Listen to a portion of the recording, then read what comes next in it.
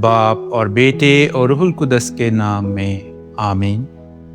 خداوند نے مجھے مسا کیا تاکہ مسکینوں کو خوشخبری دوں۔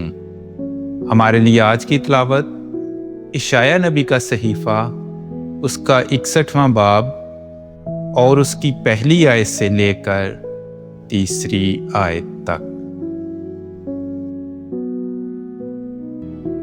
مالک خداوند کی روح مجھ پر ہے، کیونکہ خداوند نے مجھے مسا کیا تاکہ مسکینوں کو خوشخبری دوں۔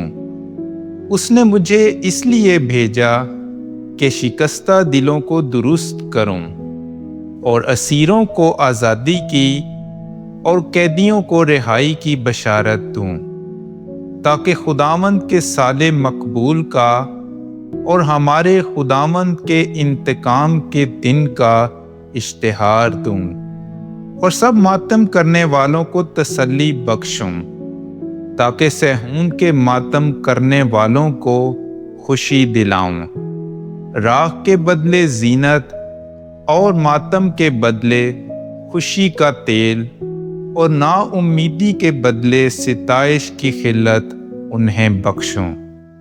اور وہ صداقت کے بلوط کہلائیں گے، یعنی خداوند کے لگائے ہوئے جو اس کا جلال ظاہر کریں۔